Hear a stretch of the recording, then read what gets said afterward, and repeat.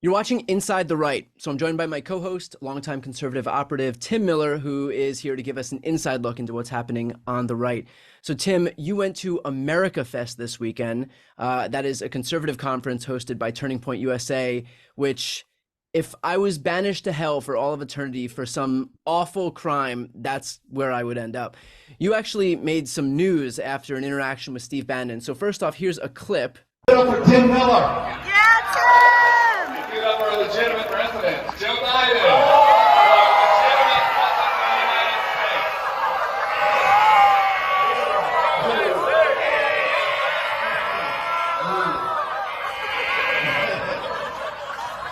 See what I love about this. All right, Tim, what happened? So I'm working on a secret project. I've been following Steve Bannon around for and doing this a little bit over the Bulwark as well. And so I go to these sorts of festivals for you, the viewer here of Inside the Right.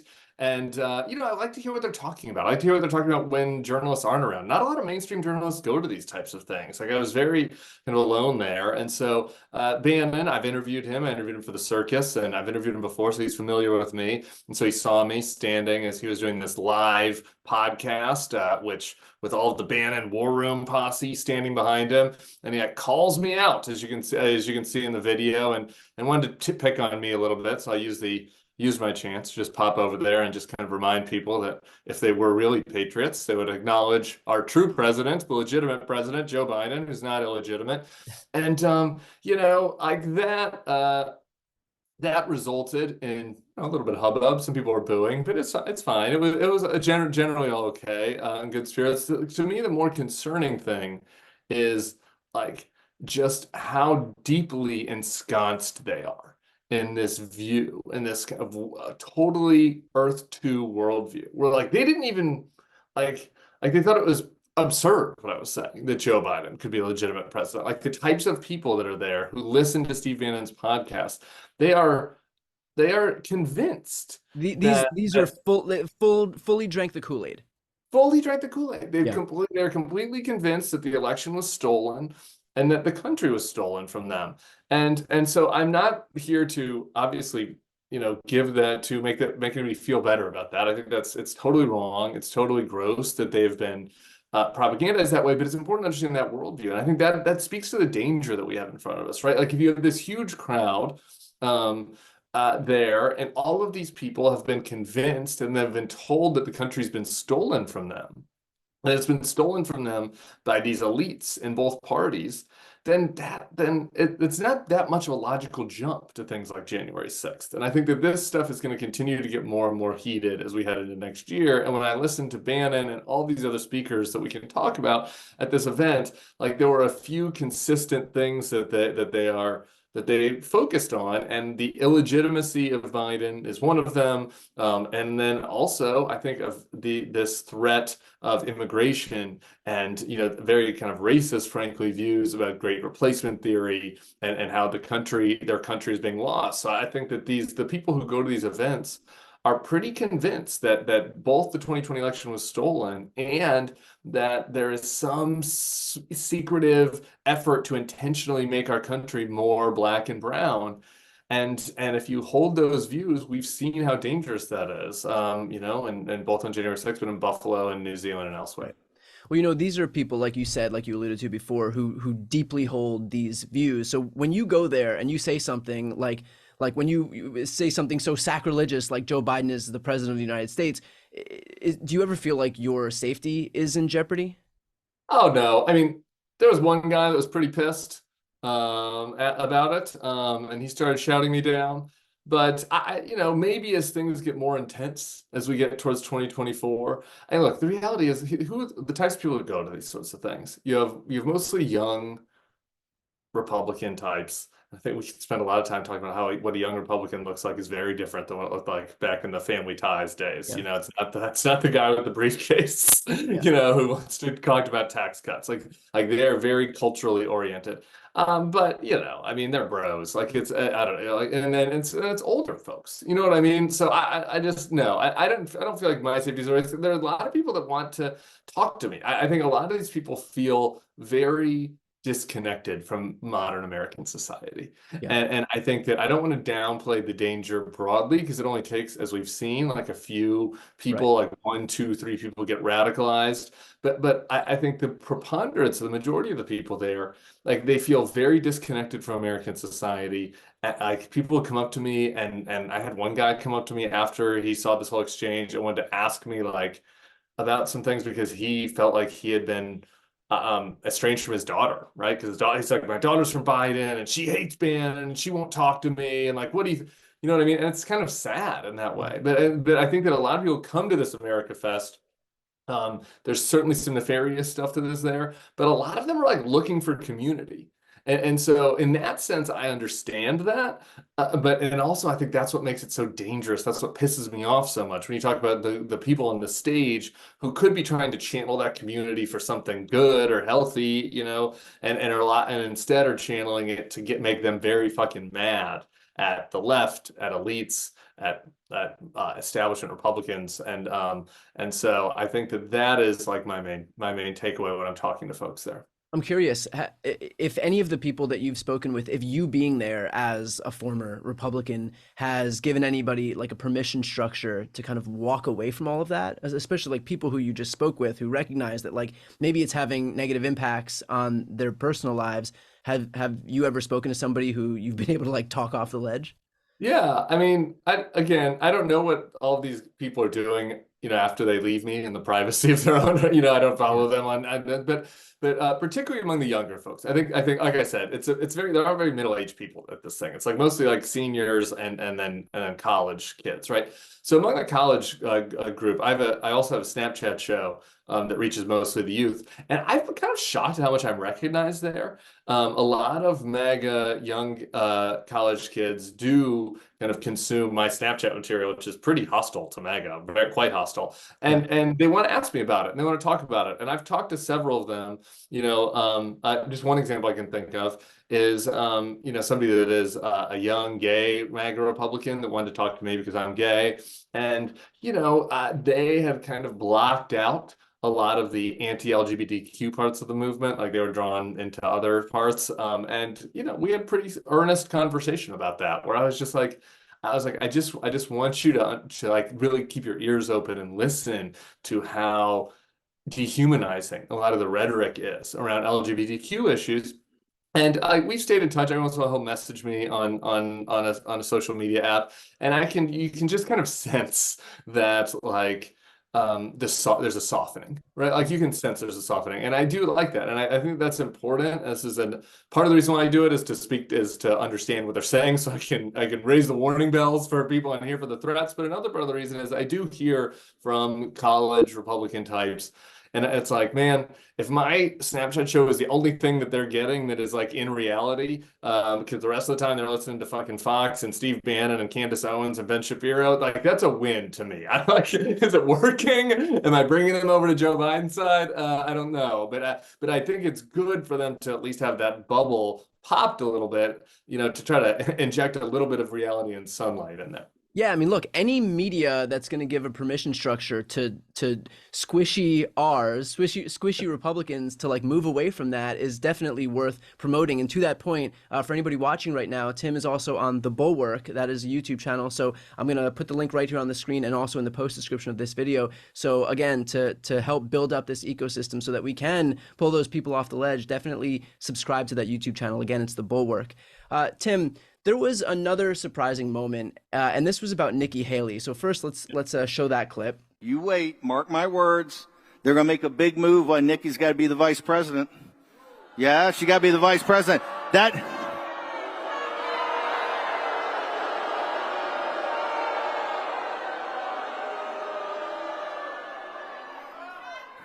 You don't love Nikki? You're not fans of Nikki? You're not fans of Nikki as VP?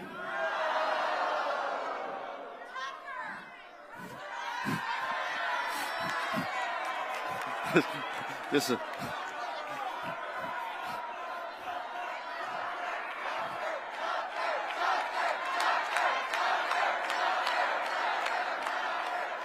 oh my Lord, this is not PG rated.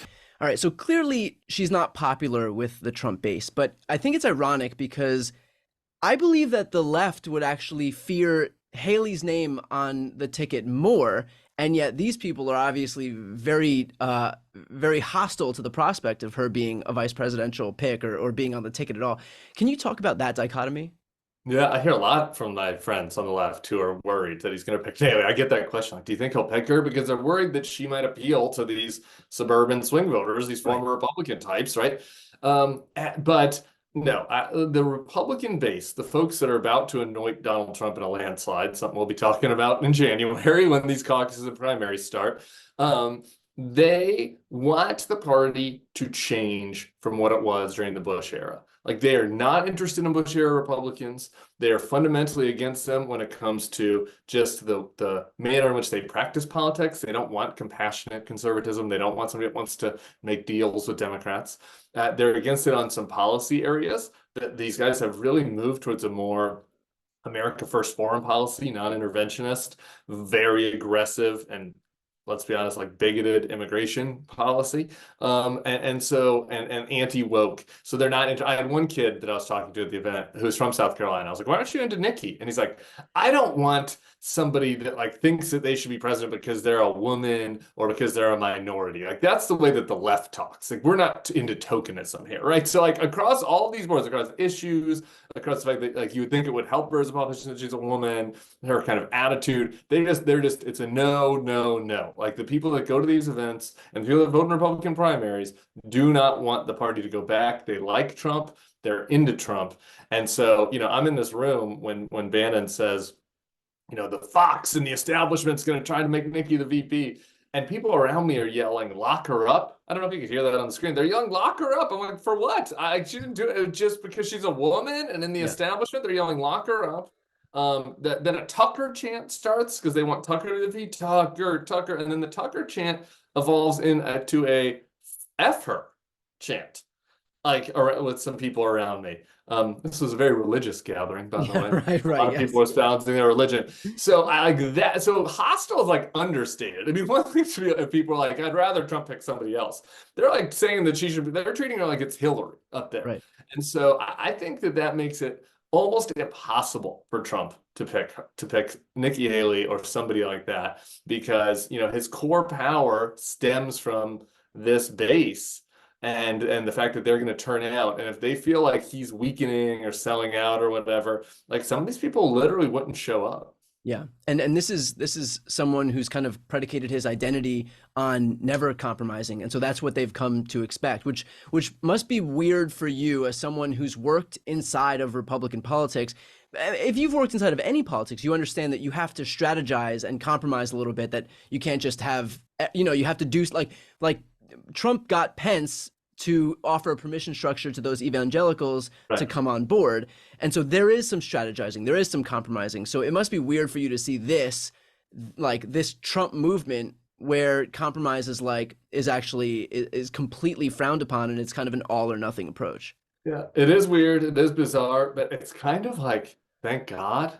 Like, if they were strategizing a little better, we might be in a really concerning place, Brian. I felt this way in 2022. Like, had they put up just like one tick less crazy of candidates, than Carrie Lake and Blake Masters and Herschel Walker and Doug Mastriano, it's like moved over like one step to normalcy. They probably would have won some of those races. Yeah. I mean, look, we're talking about somebody, Donald Trump, lost hundreds of thousands of people to COVID and lost this election by just like a few thousand votes in a few different states, Yeah. So, I mean, I think that, obviously there's a balance. You don't want to lose the base. You don't lose your turnout. But man, I think that if they strategize just a little bit better, I think that MAGA would be even more dangerous than it already is. So I'm kind of happy that they're not doing it, even though it's like, it is pretty confusing. But man, I knew instinctively that these folks weren't going to like Nikki, but just the vitriol, that just shows you that there's just no room to think that Nikki is like a compromise, right? Nikki's a pretty conservative candidate. Right. It's not like picking one of my old candidates. It's not like going back to the McCain era. Nikki's pretty conservative. So I just think that shows you where the mindset is of this crowd. Well, some other news that was made at this conference was when Marjorie Taylor Greene responded to Lindsey Graham daring say that there wasn't enough evidence to impeach Joe Biden, what with there literally being zero evidence to impeach Joe Biden. So this was Marjorie Taylor Greene's response. How can Lindsey Graham in Washington, D.C. on Meet the Press say that he hasn't seen a smoking gun of evidence, that he doesn't think that we produce enough evidence to impeach Joe Biden? Let me ask the American people, do you think that we have produced enough evidence to impeach Joe Biden?